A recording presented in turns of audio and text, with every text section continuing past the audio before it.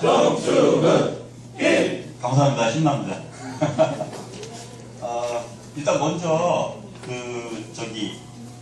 이 나비에서 먼 나라 이웃 나라 이 책을 선정해 주신 분께 감사드리고요. 그 다음에 두 번째는 정말 이영국 교수님 정말 너무 감사드립니다. 이유는 뭐냐면 저는 공돌이거든요. 그러니까 대학교 졸업하고 난 이후에 계속 설계일만 찍게 했습니다. 참 복입니다. 어떤 분들은 그럽니다. 전공을 살려서 여태까지 일을 했다라는 것이. 그러다 보니까 역사라든가 어떤 인문학 그런 부분에 있어서는 상당히 정말 모릅니다. 문외한입니다. 근데 이제 먼 나라 이웃 나라 이 책을 선정해 주셔가지고 더군다나 이제 중국이라는 이 책을 조금 시간이 해졌죠. 아예 없으시니까. 예.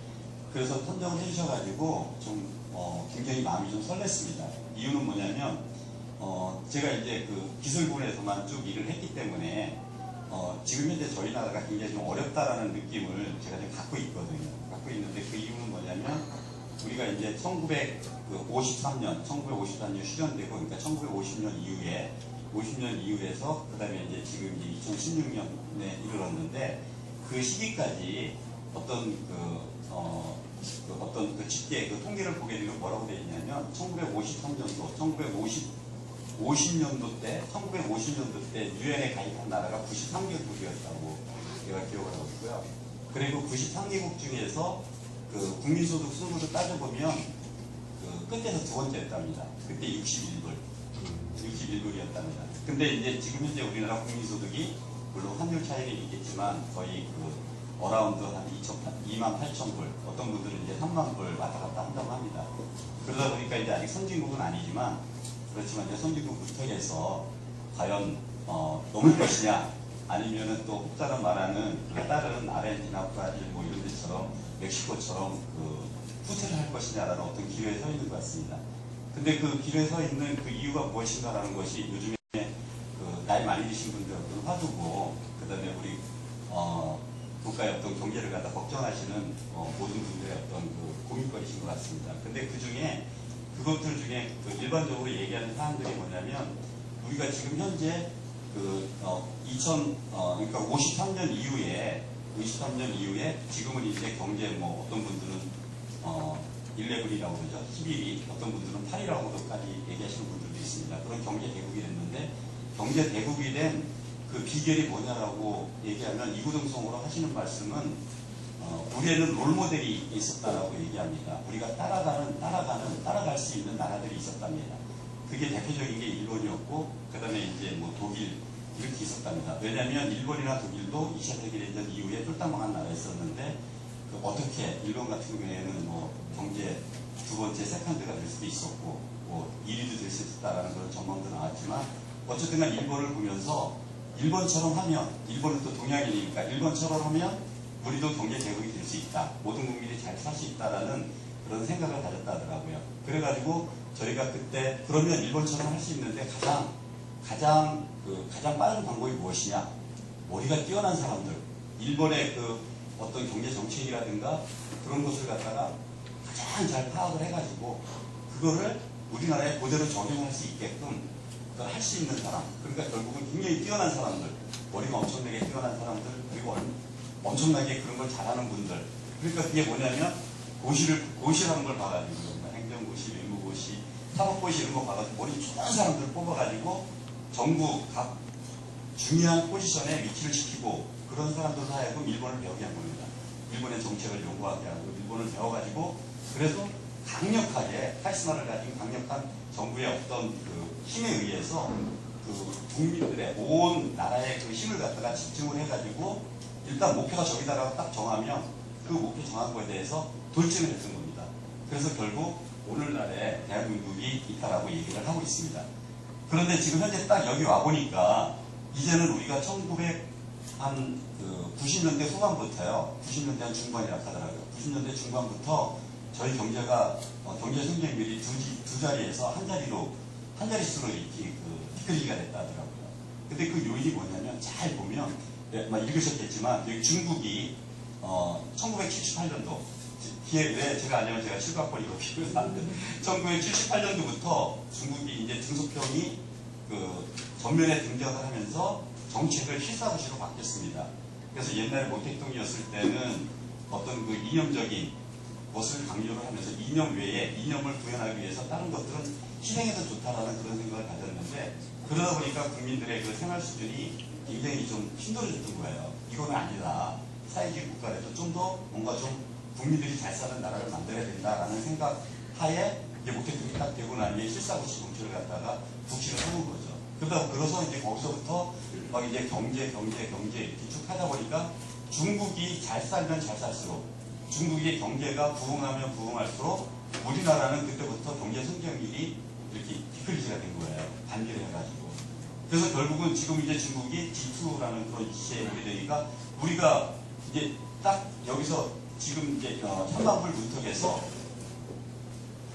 더 나가야 되는데 나가려고 하다 보니까 지금까지는 모방경제였었거든요. 모방경제에서 다른 데서 어떤 기술 개발하면 그거를 사오던 뭐하던 해가지고 쫓아가면서 우리가 수출하고 그래서 남는 돈으로다가 뭔가 경제 개발이 있었는데 경제 성장이 있었는데 이제는 우리께 독특한 게 없으면은 우리께 독특한 게 없으면 나갈 수가 없는 상황이 됐다 하더라고요.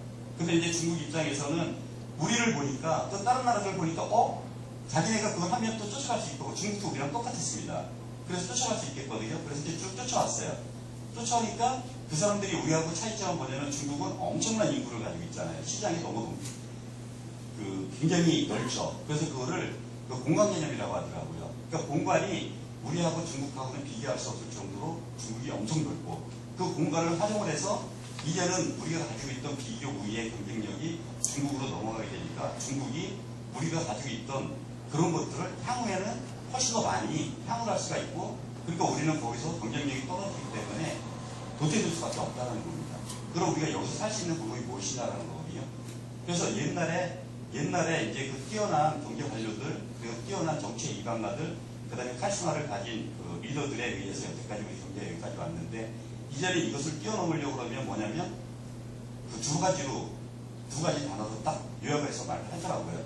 첫 번째는 뭐냐 그러면 여태까지의 경제는 여태까지 오게 된 거는 우리는 패스트 무버라고 그러더라고요. 그러니까 뭐냐면 그 패스트 무버는 그 개념이 따라가는 겁니다. 모방 경제입니다. 모방만 잘하면 갈 수 있었는데 근데 이제는 패스트 무버가 아니고 내가 뭐를 가다가 포스트 무버죠. 이제 포스트 무버 해가지고 내가 스스로 창조하지 않으면 우리의 먹거리를 만들 수가 없다는 그런 상황으로 이렇게 상황이 변화됐다 하더라고요. 그래서 우리가 그러면 어떻게 우리의 먹거리를 갖다가 창출할 것인가 하는 것이 결국 우리의 숙제거리인데 결국 아까 좀 전에 말씀드렸던 것처럼 중국에는 엄청난 이 공간이 있고 우리는 공간이 적다. 그럼 중국의 그 커다란 공간은 공간이라고 하는 건 결국은 시행착오인데 시행착오를 겪으면서 새로운 거를 검증을 하고 그러면서 이게 현실적으로 자꾸 디벨롭 시키면서 그 다음에 이제 돈을 창출할 수 있는 부를 창출할 수 있는 그런 상황으로 바뀐다 하더라고요. 근데 우리는 공간이 적기 때문에 적은 공간 속에서 시행착오를 많이 하다 보면 우리는 그것이 곧 우리의 시행착오를 하다 보면 우리의 무덤이 될 수 있거든요. 죽을 수가 있고 우리한테 그러니까 결국은 허락을 할 수 없는 우리가 많은 시행착오를 우리 스스로한테 허락할 수 없는 그런 상황이 된답니다. 그래서 결국은 우리가 할 수 있는 거는 각 항목들에 대한 어떤 시행착오는 우리한테 허락이 되지 않고 그러다 보니까 우리는 총체적으로 어떤 현안이 생겼다 그러면 그 현안에 대해서 그 현안에 종사하고 있는 사람들만의 문제가 아니고 그거를 둘러싸고 있는 모든 분들. 그런 예를 들어서 이제 교육 문제다. 그런 교육 문제가 학부모, 그러니까 선생님, 학부모, 그 다음에 정부, 그 다음에 또 그 주위에 우리 사회의 어떤 그 네트워크라든가 그런 모든 사람들이 협력해서 그 문제를 해결하려고 하는 지혜를 모으지 않으면 결국은 해결할 수 없는 상황이 된다 하더라고요. 그래서 이제 그런 것 때문에 원나라 이런 나라에서 중국이 지금 현재 상황이 어떻고 그다음에 앞으로 어떻게 가려고 하는 건가 그런 것들이 관심이 좀 굉장히 좀 있었습니다. 그래서 이제 이거를 좀 읽어봤는데 여기 느낌은 어땠냐면 그런 느낌이 들었습니다. 이 책을 읽어보면서 중국은 정말 우리나라 역사상 우리랑 떼어낼 수 없는 그런 국가에 있었고 우리가 그 사대주의니 뭐니 해가지고 정말 중국 중국과의 그 어떤 그 좋은 말로 얘기하면은 그 평화를 유지해야지만이 우리 민족이 그나마 그 살 수 있는 그런 그 상황이 유지가 돼가지고 우리 민족이 여태까지 그래도 그나마 이제 좀 평화롭게 살 수 있는 그런 그 상태가 유지되지 않았나라는 그런 생각이 좀 들었었는데, 근데 과연 그럴까라는 생각이 좀 들었었어요. 근데 이제 이걸 읽어보면서 중국이 어떤 근본적인 사상은 변함이 없구나라는 그런 생각이 들더라고요. 어떤 생각이 들었냐면, 일단 세계에 보면 중국에는 그 중화사상이라는 게 있다더라고요. 그래서 중화사상이라는 게 있고, 그 다음에 그 중화사상이라는 그거에 또 그 민족주의라는 그 개념이 굉장히 뿌리 깊었다더라고요. 근데 그거에 대한 문화적인 백그라운드는 유교사상이라고 하더라고요. 결국 이제 유교사상을 기준으로 해서 중화사상과 민족주의라는 개념이 있는데, 그 두 가지 개념은 결국은 딱 그 바깥으로 표출되는 정책은 두 가지라면서요. 그래서 하나는 뭐냐면 외부에 있어서의 평화, 그 다음에 내부에 있어서의 그 정치적인 안정. 그래서 두 가지가 어우러졌을 때 중국 사람들이 생각하는, 유교적인 백그라운드에서 생각하는 어떤 인간적인 삶을 유지할 수 있다라는 그런 그 개념으로 이 책이 출발한 것 같습니다. 그래서 결국은 그거를 유지하기 위해서는 그 중국 민족 나름대로의 어떤 중국 국가 나름대로의 특이한 이민족 국가잖아요. 엄청난 이민족 국가잖아요. 그러니까 그거를 이민족 국가에서 이런 그 평화로운 상태를 갖다 유지하려고 그러면 그 단일 국가, 한 국가라는 그런 개념이 아마 충실했던 것 같습니다.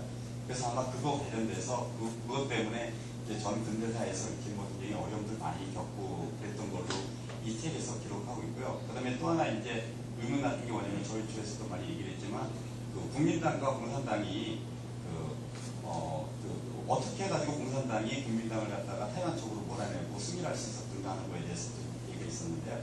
근데 그 부분도 참 관심이 있었는데 여기서 얘기한 거는 그거더라고요. 뭐냐면 국민당이 초창기 때는 굉장히 많은 미국의 어떤 정책에 의해서 민주주의를 갖다가 러시아라든가 뭐 그런 소비에트 때는 소비에트주의가 그 남아한 것을 방지하기 위해서 민주주의 어떤 전술을 갖다가 형성하기 위해서 국민당을 선택했던 것 같습니다. 그래서 국민당 장기석 정부한테 뭐 엄청난 군사적인 경제적인 어떤 지원도 엄청나게 했는데도 불구하고 그 공산당한테 망했다. 근데 초창기 때 보니까 그 군사력이라든가 뭐 그런 측면에 있어서 거의 몇십 대 1 막 이렇게 국민당이 유리한데도 결국 망했는데, 그러면 왜 망했나라고, 그럼 왜 망했나라는 거에 대한 그 질문에 대해서 이 책에서 얘기하는 거는 그 국민당 같은 경우에는 여기서 이제 그 국민들의, 민중들의 어떤 그 인민들의 지지를 받지 못했다. 그러니까 사상 불가이었다.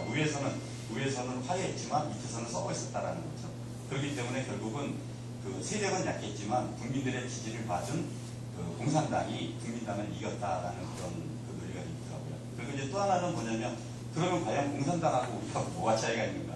우리가 그 중국과 이거 관계에 있어서 지금 보면 중국은 뭐 이게 공산주의인지 뭐 민주주의인지 우리랑 똑같은 그런 것 같긴 한데, 그럼 우리는 어떤가라는 그런 생각을 가지고 또 한번 가게 됐습니다. 보게 됐는데, 이 책에서 얘기했던 거는 뭐냐면, 푸신타운과 2007년도에 그런 얘기를 했다더라고요. 여기서 보니까. 우리는 사회주의다. 근데 우리는 사회주의 때 우리 사회주의는 한 100년 정도 유지가 될 수 있다라는 얘기를 했답니다. 그러면서 민주주의는 우리 사회주의의 목표 중에 하나다. 어파트 오브 퍼포스라더라고요.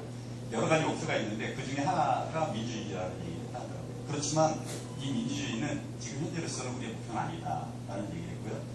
그 다음에 이제 중국이 이제 계속 쭉 이렇게 발전을 해왔어요. 발전을 해왔는데 맨 마지막에 이제 이영국 교수가 저한테 그 수계를 하나 딱 던져주신 것 같아요. 뭐라고 던져주셨냐면, 전 굉장히 공감을 하는데요. 그런 말씀 하셨더라고요. 뭐라고 했냐면, 중국이 정말 우리가 생각하는 것만큼 우리가 고생 많이 했잖아요. 정말 허리띠 졸라매고. 저는 밥이 없어가지고 보리도 없어가지고 굶은 적도 있었습니다. 어렸을 때. 그리고 미국에서 우리한테 그 원주해주면 콩나물 있거든요. 옥수수 빵 그것도 먹어본 적이 있습니다. 학교 가면, 초등학교 가면 거의 나눠주고 그랬거든요. 미국에서 준 거는. 그런 시대에 있었는데, 이제 중국이 그러면서 우리가 이제 허리띠 졸라매고 여기까지 오지 않았습니까? 물론 모든 분들의 헌신도 얘기했지만, 그래서 그렇게 고생을 많이 했. 중국은 고생 안 했나? 중국도 고생 무지 했더라고요. 이 책보니까 정말 무지무지 고생했더라고요. 동병상련 느끼겠더라고요. 느끼는데, 근데 이분들 얘기가 뭐냐면 우리하고 개념이 틀립니다. 이 사람들 개념은 나는 옛날에 내가 세계 최강이었어. 최고였어. 그래서 지금 이러지만 나는 옛날 나의 그 명예를 회복하려고 최선을 다하는 거야. 명예를 회복하는 거야. 내가 지금 이렇게 하는 짓은, 이렇게 하는 것은 옛날에 나를 다시 회복하려고 노력을 하는 거야. 그래서 당연히 그건 될 거야 라는 생각을 가지고 있는 것 같아. 그럼 옛날에 나는 뭐냐? 옛날에 나는 뭐냐라는 걸 이영국 교수가 그렇게 얘기했어요. 중국은 아까도 말씀드렸지만 중화사상과 민족주의라는 겁니다. 중화사상과 민족주의인데 중화사상과 민족주의로 무장을 한 옛날에 세계 제1의 강국으로 회귀하는 것이 중국의 목표다.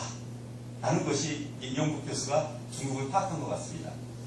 근데 그거를 공통적으로 한마디로 딱 얘기하면 뭐냐면 그 중국의 그 이타적인 거죠. 그러니까 자기 민족이 최고라는 거, 자기 민족만 잘 된다라는 그런 거랍니다. 한마디로 얘기하면. 그래서 그것이 그림으로 딱 표시되지 않았습니까? 그 중화 사상 중국, 그 다음에 그 주위에 있는 사람들은 전부 다 오랑캐고 뭐 굉장히 뭐 그런 민족들이거든요.